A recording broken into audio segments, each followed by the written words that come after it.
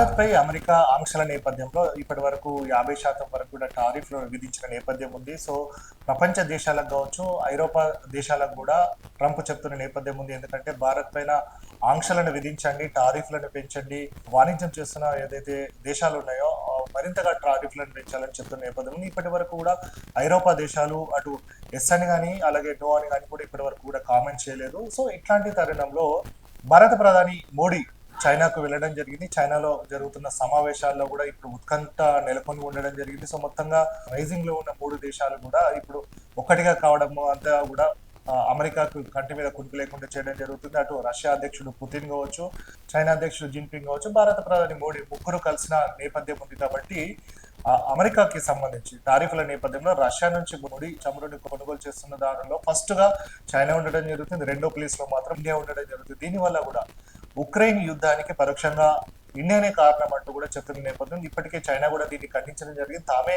అత్యధికంగా చమురు కొనుగోలు చేస్తున్నాము. అయినప్పటికీ కూడా ఇండియా పైన ఇట్లాంటి టారిఫ్లను విధించడం మంచిది కాదని కూడా చైనా కూడా చెప్పిన నేపథ్యం. సో, ఇట్లాంటి నేపథ్యంలో కూడా 3 దేశాలు కూడా పరస్పరంగా వారందరూ కూడా కలిసి ఉండాలి, వాణిజ్యాన్ని పెంపొందించుకోవాలన్న ఒకతాటిపైకి రావడం జరిగింది. ఇవన్నీ కూడా చర్చలు ఫలప్రదంగా అయ్యాయని కూడా ఇప్పటికే భారత ప్రధాని మోడీ చెప్పిన నేపథ్యం ఉంది. సో, మొత్తంగా మేజర్‌గా అమెరికాకి సంబంధించి చూసుకున్నట్టయితే చైనా అగ్రగామిగా కావచ్చు, అలాగే నెక్స్ట్ ఇండియా ఉండడం జరిగింది. ఇట్లాంటి అంటే వర్ధమాన దేశాలు ఎదుగుతున్న ప్రపంచంలోనే ఫాస్ట్‌గా ఎదుగుతున్న దేశాలు 2 కాబట్టి దానికి తోడుగా రష్యా కూడా ఉండడంతోటి ఇటు శత్రువుకి శత్రువు మిత్రుడు అన్నట్టుగా ఇప్పటివరకు చైనా తోటి శత్రుత్వం ఉండేది ఇండియాకి. కానీ ఇప్పుడు అంతా కూడా బార్డర్‌లో సమస్యలు కావచ్చు, ఏదైనా కానీ అన్ని పక్కన పెట్టేసి వాణిజ్యంలో కావచ్చు, ప్రజలందరూ కూడా సుఖ సంతోషాలతో ఉండాలి అన్న ఉద్దేశం కొద్దీ ఈ చర్చలన్నిటి కూడా ఫలప్రదం కావడం జరిగింది. 3 కూడా చైనా, రష్యా అలాగే ఇండియా కూడా బలమైన దేశాలు కాబట్టి వీళ్ళంతా కూడా ఒకే తాటిపైకి రావడం కావచ్చు, అలాగే బ్రిక్స్ దేశాలను ఇంకా వాణిజ్యపరంగా కావచ్చు బలంగా చేకూర్చే విధంగా కూడా